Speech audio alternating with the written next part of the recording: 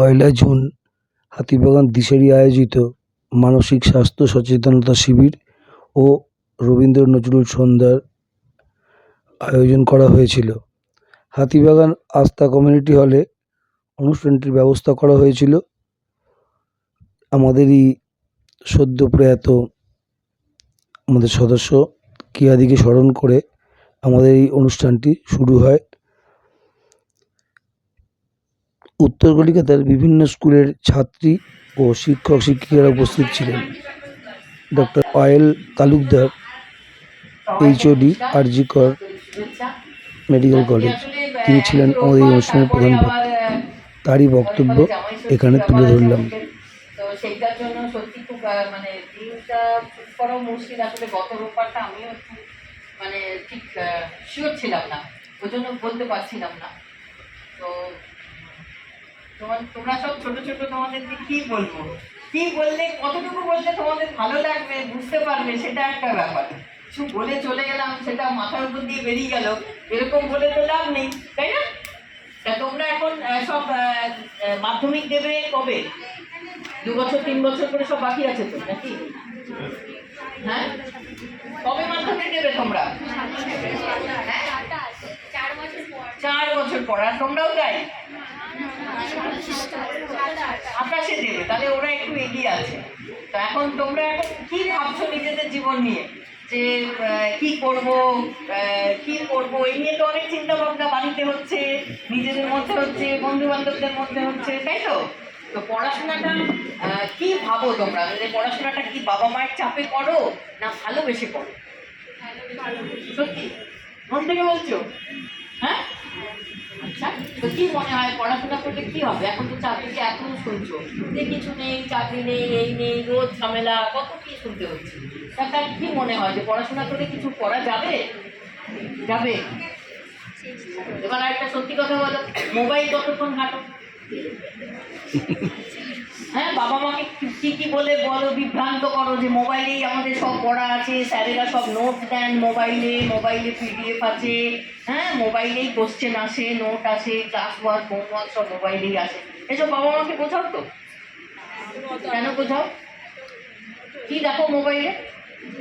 আমি কিন্তু তোমাদের বয়সী ছেলেমেয়েদের রোজ দেখি, রোজ কেউ না কেউ আমার কাছে আসে, একদম ছোট থেকে 4 থেকে 22 এই এজ গ্রুপটার প্রচুর সংখ্যায় রোজ আছে। 9, 10, 11, 12 পড়া হচ্ছে না, মা বাবা নিয়ে আসছে, পড়ছে না, কথা শুনছে না, এই আবার তারপরে গ্র্যাজুয়েশন হয়ে গেছে, চাকরির পরীক্ষা দিচ্ছি, ভালো লাগছে না, কোথাও নাম উঠছে না, সব আসছে। সেই জন্যই জিজ্ঞেস করছি, আমাকে তো বলে দিলে পড়াশোনাটা মন থেকে ভালোবাসি, তাহলে বাবা মাকে এটা বলো কেন? আচ্ছা, একটা কথা, সত্যি কথা বলো তো, নিজেরা কতক্ষণ পড়ো, যেটাকে আমরা বলি সেলফ স্টাডি, নিজেরা কতক্ষণ পড়ো? আমি যখন বাবা মাকে বলি, ধরো ছোট, তোমাদের নয়, তার থেকেও যারা ছোট, যারা 3-তে পড়ে, 4-এ পড়ে, হ্যাঁ, 5-এ পড়ে, তাদের তো অতটা তোমাদের মতন চাপ থাকে না। তোমরা যখন আরো উচ্চ করে 8, 9 অনেক পড়ার চাপ হয়ে যায়, তাদের যখন আমরা বলি বাবা মাদের যে খেলাধুলোটা মাস্ট, খেলাধুলো ঘরে বসে নয়, মাঠে বা স্কুলের মাঠে বা কোথাও, বা ধরো কেউ ক্যারাটে শেখে, কেউ সাঁতার শেখে, কেউ আরো অনেক অন্য ভলিবল খেলে, কিছু খেলে, খেলাধুলোটা মাস্ট। তখন বাবা মারা বলেন ওদের সময় নেই, ওদের স্কুল থেকে আসতে 4:30 বেজে যায়, 5টা থেকে ওদের টিউশনে যেতে হয়, ফিরতে রাত 8টা 9টা, তারপরে আবার পড়া আছে, তারপরে খেয়ে ঘুমানো আছে, পরের দিন আবার স্কুল আছে, ওদের খেলার সময় নেই। একদম স্ট্রেট কাট উত্তর। এবার কি বোঝাবো? যে ব্রেনটা ডেভেলপ হতে গেলে, ফুললি ডেভেলপ হতে গেলে, ভালোভাবে ডেভেলপ হতে গেলে ফিজিক্যাল অ্যাক্টিভিটি ইজ মাস্ট। এটা সারা দুনিয়া বুঝেছে, কিন্তু পশ্চিমবঙ্গ বোঝেনি। এবং তোমাদের দেখবে অনেকের, হয়তো সবার নয়, অনেকেরই এই শরীর চর্চা বা ধরুন খেলাধুলো না করার জন্য অনেক সমস্যা হয়। পরে যখন তোমরা ডাক্তারবাবুদের কাছে যাও, তারা প্রথমেই বড় করে একটা কথা লিখে দেন, ওয়েট রিডাকশন। মেয়েরা বেশি আছো ওই জন্য বলছি, অনেকেই কিছুদিন বাদে শুনে আমার পিসিও আছে, অনেক বন্ধুদের দেখবে পিসিওডি আছে, পিসিও আছে, পিসিওএস আছে। আমাকে ডাক্তারবাবু বলেছেন ওজন কম। এটা যদি প্রথম থেকেই একটু হেলথ কনসাস হওয়া যায়, বাবা মারা একটু হন, তাহলে আর একটু ঝামেলা। এটা তো সবে শুরু। এই যে ফিজিক্যাল অ্যাক্টিভিটির কথা বললাম, তারপরে 30-35-এর পর থেকে সুগার, প্রেশার, আরো নানা রকম রোগ। মানে শুরুতেই আমরা একটু খেলাধুলোর মধ্যে থাকি, শরীর চর্চা করি। রোজ যদি সুযোগ নাই থাকে, স্কুলের মাঠে হোক, যেখানে হোক, আমরা বলি হিসেব মতন 5 ঘন্টা পার উইক, বেশি বলিনি, 5 ঘন্টা পার উইক বলেছি। উইকে 7 দিন, 7 দিনে তার মানে 24x7 5 ঘন্টা চেয়েছি মিনিমাম। এইটুকু করলে ভালো, এফেক্টটা এখন বুঝবে না, আমার মতন বয়সে গিয়ে বুঝবে। ঠিক আছে? তো আমাদের সময় যে সময়ের যা পরিবেশ পরিস্থিতি ছিল, সত্যি কথা বলতে তোমাদের পরিবেশ পরিস্থিতি কিন্তু অনেক কঠিন, তাই তো? এটা তো তোমরা বাবা মাদের কাছেও শোনো, অনেক সময় অনেকে অনেক গল্প করেন, বাড়িতে যাদের দাদু ঠাকুমা আছে তারাও অনেক গল্প করেন। হ্যাঁ, তো এই জায়গাগুলো আমাদের হাতে যেটুকু আছে সেটা আমাদের ঠিক রাখবে। আমাদের হাতে পড়াশোনার সময় আছে, আমাদের স্কুল আছে, আমাদের টিচার আছে, আমাদের বই আছে, তাহলে সেইগুলোর সদ্ব্যবহার করতে হবে। বসে বসে ইউটিউব দেখবো, শর্টস ভিডিও রিলস দেখবো, তাতে কি দেখায়, তাতে লাইক মারবো, শেয়ার করবো, কমেন্টস দেবো, তাই করে আমার কি লাভ? এটা তো বুঝতে হবে। কার বয়ফ্রেন্ডের ছবিতে আমি লাইক দিচ্ছি, কে 5 স্টারে গিয়ে ডিনার করছে তাতে আমি লাইক দিচ্ছি, আমার কি লাভ? কিছু লাভ নেই, সময় নষ্ট আর মনে দুঃখ। আমার হলো না কিছু, সব ওদের হয়ে গেল, সব লাইক কমেন্ট শেয়ার ওরাই পেয়ে গেল, আমার তো কিছু হচ্ছে না। এইটা তো মুশকিল হয়ে যাচ্ছে, তাই না? আমার যা আছে সেটার আমার ফুল ইউটিলাইজেশন করতে হবে। ঠিক আছে? আমার যা আছে, অনেক কিছু আছে, একটা সুস্থ শরীর থাকা মানে অনেক কিছু থাকে। এইবার সেই সুস্থ শরীরের সঙ্গে একটা সুস্থ মনও দরকার। তোমরা যখন বুঝতে পারো যে শুধু সুস্থ শরীর দিয়ে হয় না, মনটা ভালো থাকলে অনেক কিছু ভালো করে কাজ করা যায়, তাই না? তাহলে শরীর আর মন দুটোই আমাদের দরকার, দুটোই সুস্থ রাখা দরকার। এবার দুটোকেই সুস্থ রাখতে গেলে যেমন পড়াশোনাও করতে হবে, বন্ধুদের সঙ্গে গল্পও করতে হবে। বন্ধু না থাকলে কিন্তু চলবে না, এটা ভুল ধারণা যে বন্ধু মানেই খারাপ। অনেক সময় বাবা মারা বলে সব সময় বন্ধু বন্ধু, গল্প গল্প। না, তো কথা কার সঙ্গে বলবো? বাবা মার সঙ্গে কি সব কথা হয়? হয় না, সম্ভবই নয়। একটু বড় হয়ে গেলে অনেক কথা থাকে, অনেক কিছু শেয়ার করার থাকে বন্ধুদের সঙ্গে। ভালো বন্ধু থাকা কিন্তু ভাগ্যের ব্যাপার, এটা বোঝো তো? স্বীকার করো তো? কি ভালো বন্ধুর জন্য অনেক সময় ভালো পড়াশোনা হয়, অনেক কিছু ডিসিশন, কি করব না, বন্ধুরা কিন্তু অনেক সময় ভালো উপদেশও দেয়। এখন হয়তো বুঝতে পারবে না, আরেকটু বড় হও, যখন 11-12-এ উঠবে তখন দেখবে ভালো বন্ধুর জন্য, মানে আমার নিজের চোখে দেখা অনেক ছেলে মেয়ে হয়তো অতটা ভালো রেজাল্ট করার কথা নয়, শুধুমাত্র একটা ভালো গ্রুপে পড়ে সেই গ্রুপে সব ভালো ভালো ছেলে মেয়ে এবং তারা পড়াশোনা করতে চায়, তাদের সংস্পর্শে এসে সেই ছেলে মেয়েগুলো ভালো রেজাল্ট করে। এটা মনে হয় মাস্টারমশাইরা আমি স্বীকার করবেন, এটা আপনারা সবসময় দেখেন যে একটা ভালো গ্রুপ, সেই গ্রুপে যারা একটু কমা থাকে তারা কিন্তু ওই গ্রুপের মানে মধ্যে থেকে অনেকটা ভালো রেজাল্ট করে থাকে। এবং শুধু রেজাল্ট করা না, একটা ভালো মানুষ তৈরি হওয়ার পেছনেও তার বন্ধুদের একটা বড় অবদান রয়ে যায়।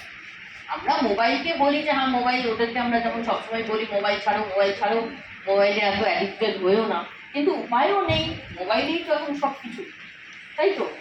পড়াশোনা, গুগল সার্চ করা থেকে শুরু করে বাজার দোকান কেনা কাটি কি নেই মোবাইলে, হ্যাঁ, সিনেমা দেখা থেকে শুরু করে মোবাইল থাকলেই তো সব কিছু হয়ে যায়, দুনিয়া মুঠোয় চলে আসে।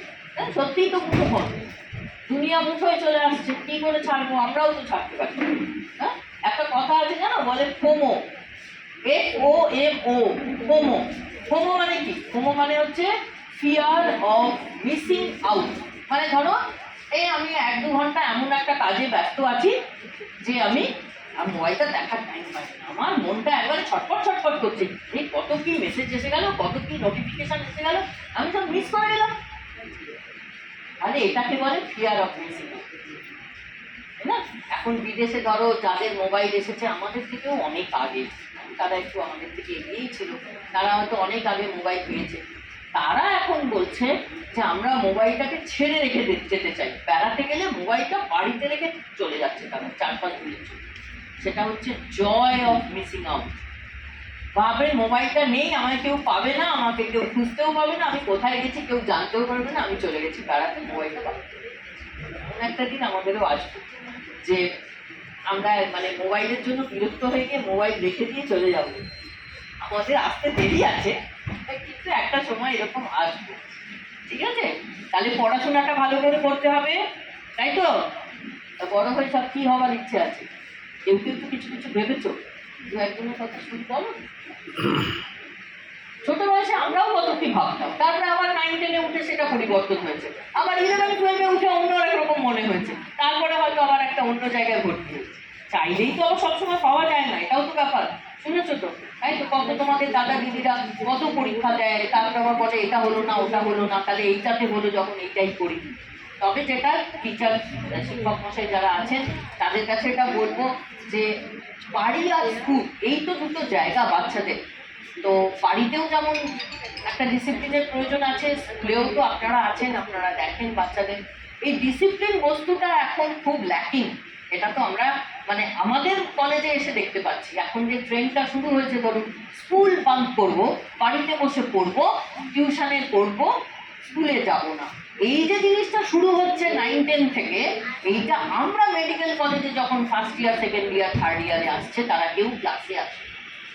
আপনারা তো দেখেন ডাক্তারি পড়ার জন্য কি আকুলতা, হ্যাঁ, চান্স পেতেই হবে, বাবা মার কি আকুলতা, বাচ্চাদের কি আকুলতা, ডাক্তার হতেই হবে, চান্স পেতেই হবে। এবার কি হলো, চান্স পাওয়ার পর সে বাচ্চার ক্লাসে যায়, কি করো, সব তো ঘরে বসে করি, সব আমাদের ভিডিওতে সব দেখা যায়। আমরা হ্যাঁ ডিসেকশন মরা কাটা সেটা কি করে ভিডিওতে তোরা করে ফেলিস, হ্যাঁ হ্যাঁ ওটাও পাওয়া যায়, 3D পিকচার পাওয়া যায়।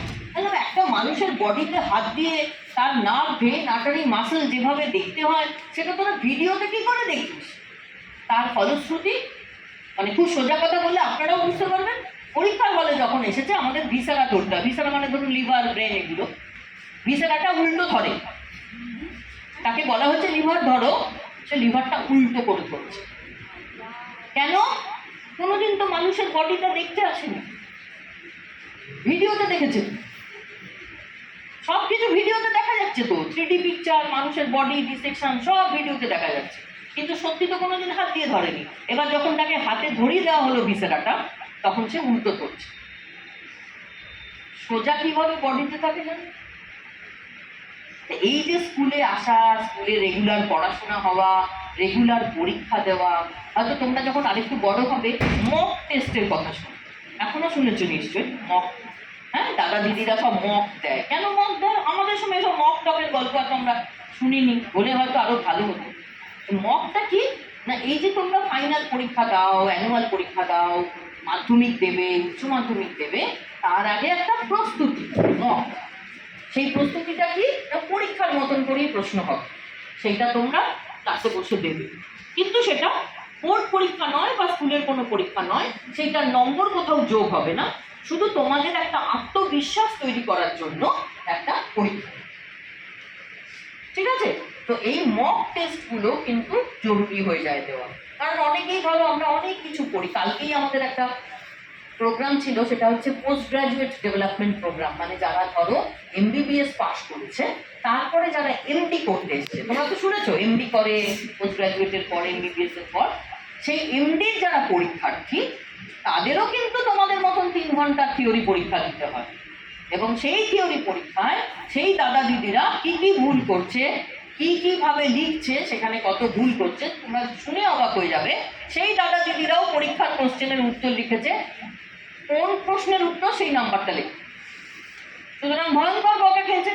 মানে ধরো ওই পরীক্ষায় তো অপশন নেই, 10টা প্রশ্ন 10টাই উত্তর দিতে হবে, ঠিক আছে, 10টা বড় প্রশ্ন, 10 × 10 100 নম্বর, ঠিক আছে, কোনো কিন্তু অর নেই, সুতরাং তোমাকে লিখে আসতেই হবে, যা কিছু হোক মাথা থেকে বার করে লিখে আসতে হবে, যে আমি এটা লিখবো না, হ্যাঁ 5 নম্বরটা লিখবো না, 11 নম্বরটা লিখে দেবো, তা লেখার উপায় নেই, 10টা প্রশ্ন 10টাই। এবার সে হয়তো 6 নম্বর প্রশ্নটা লিখে লিখে চলে গেছে, কিন্তু সেটা যে 6 নম্বর, সেটা কি যে পরীক্ষার খাতা দেখছি আমরা, খাতা দেখছি আমরা খুঁজে নেবো? তাহলে ভাবো, তারা তো MBBS পাস করে গেছে, তারপরেও তারা এই ভুল করছে। তাহলে এই জায়গাগুলো খুব সচেতন হতে হবে যে আমরা যা জানি সেটা যেন ঠিকভাবে পরীক্ষার খাতায় রিফ্লেক্ট হয়। পরীক্ষার সময় আমরা খুব টেনশনে ভুগি, এটা তো খুব স্বাভাবিক। এরকম খুব কম মানুষই আছে যার পরীক্ষার সময় টেনশন হয় না, হতে বাধ্য। একটু টেনশন হওয়া দরকার, তাহলে আমাদের পড়াশোনাটা ভালো হবে। কিছু কিছু ছেলে মেয়ে দেখবে পরীক্ষার আগেও পড়ে, আর যা হবে লিখে আসবে, দেখি ওকে জিজ্ঞেস করছে পরীক্ষা হলে কি, এগুলো ঠিক, তাই না? যেটুকু আমার পক্ষে সম্ভব আমি নিশ্চয়ই পড়াশোনা করবো, ঠিকভাবে লিখে আসবো, চেষ্টা করবো, অযথা টেনশন করে গেলে আপনি, তাই না? যেটুকু আমি জানি লেখার চেষ্টা